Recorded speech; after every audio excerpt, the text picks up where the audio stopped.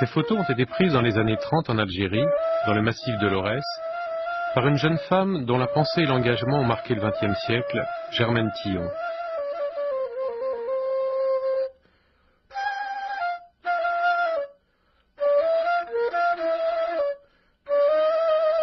Conservés sous forme de négatifs, jamais tirés et donc jamais publiés, ces clichés ont été retrouvés récemment. Ils témoignent d'un monde disparu, mais surtout ils éclairent la vie et la personnalité de leur auteur d'une manière inattendue.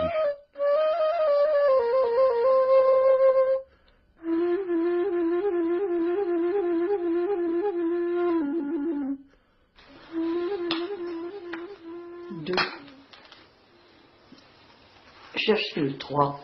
Regardez si vous trouvez... Ah, le 3, le voilà. 3. Germaine Tillon est connue pour ses travaux d'ethnologie portant sur les sociétés du bassin méditerranéen. Mais elle fut aussi résistante dès 1940 et survivante du camp de Ravensbrück où elle avait été déportée. Intellectuelle engagée durant la guerre d'Algérie, elle demeure une militante infatigable des droits de l'homme. Voilà. Voilà des grottes, voyez-vous. Des grottes dans le rocher. Vous voyez-vous? Des grottes dans le rocher.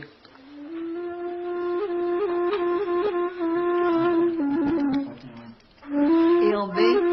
Avec ces images, ressurgit une époque qui fut fondatrice pour Germaine Tillon, celle de ses premières missions dans les Aurès, envoyée par son maître Marcel Mauss, le fondateur de l'ethnologie moderne. Nous retournons ainsi à ce qui fut à l'origine de ces théories.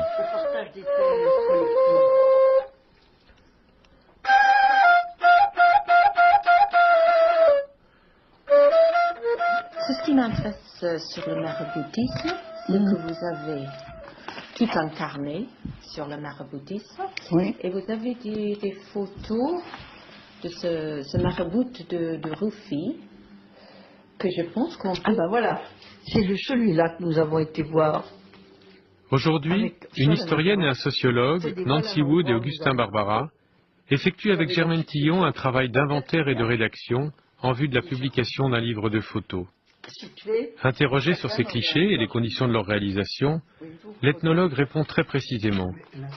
Mais elle aborde aussi les thèmes qui ont traversé toute sa vie. Le fonctionnement des groupes humains, l'aliénation de la femme, la nécessité de compréhension du monde. Je serais incapable de vous le dire. Je remarque que vous êtes très très précise. Toujours sur les dates. Oui, Bouzina, bon, c'est un village des Aurès. Hein. Le lieu et la date. Lundi 13 mars 1935, 15 heures. Et vous notez neige, ciel couvert, réverbération, parasoleil, 100 posomètres.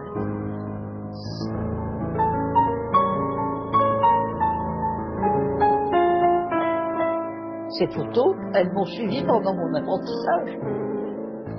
Donc elles sont, si vous voulez, le parallèle de mon apprentissage. Pourquoi est-ce qu'elles ont attendu 60 ans pour réapparaître? Parce que j'avais autre chose à faire. Ça, c'est exactement. Et quand j'ai été arrêtée, la police allemande, qui était l'Abwehr, ne s'est pas intéressée à mes photos. Ils s'intéressaient à d'autres choses qu'ils n'ont pas trouvées non plus. Et puis après, vous n'avez pas eu le temps. Et après, j'ai eu tellement d'autres choses à faire que je n'ai pas eu le temps de m'en occuper. Oui, c'est vrai. Exactement, j'ai pas eu le temps.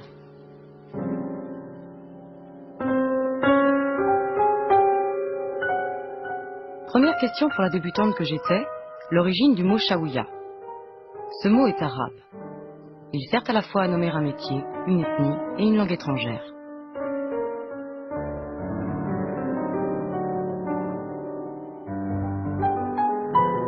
Le métier peu rentable est celui de gardien de petit bétail. L'ethnie vit retranchée dans un massif abrupt, et la langue qui lui appartient en propre fait partie de la grande famille berbère.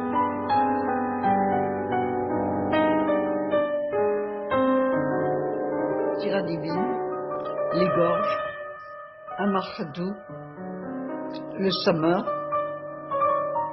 forêt de Mesbel, la caravane, Mon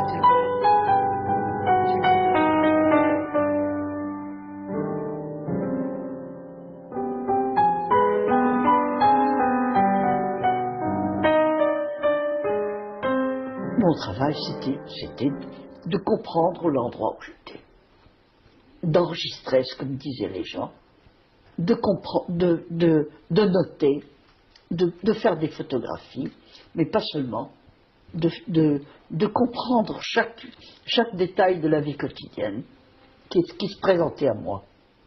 Alors, je faisais ce travail d'enregistrement et de compréhension, aussi bien que je pouvais, et puis à cheval,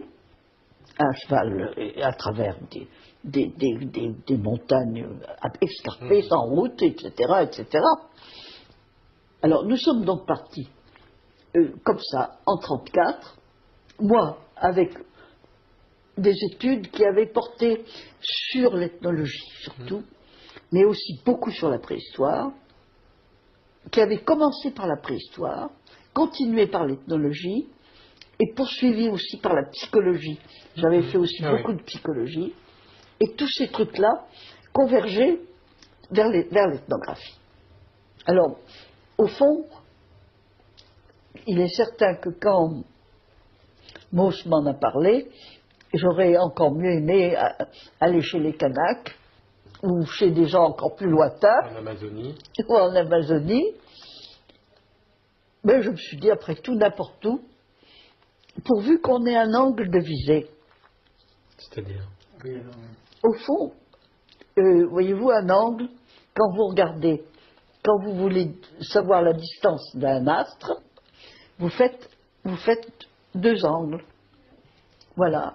Et bien moi j'avais besoin de deux angles pour voir les origines humaines. Et les deux angles, c'était quoi alors? Eh bien c'était n'importe quel autre pays et le mien. Voilà.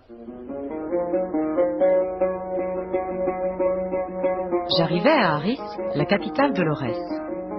Une province qui nourrissait 14 000 familles dites indigènes et une trentaine de familles dites françaises. Les gens de cette région étaient semi-nomades. L'hiver, ils vivaient au Sahara, l'été tout en haut des cimes, et en mi-saison, près de la Guélaha, forteresse où ils stockaient leurs récoltes.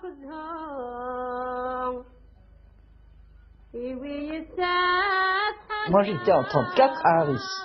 Attention, pas longtemps, parce que justement je ne voulais pas rester dans un endroit qui était en contact avec notre civilisation. Je voulais aller voir des vrais paysans dans leur vérité. Autrement dit, plus ils seraient berbères, plus ils seraient paysans, et plus ils seraient véridiques, plus ça me plaisait. C'est donc ça que je voulais. Si la nature m'avait pourvu d'un œil de cyclope au milieu du front, ou d'un museau de chien, je les aurais moins étonnés qu'avec mon costume de cheval, mon matériel de campement et les heures que je passais chaque jour à écrire.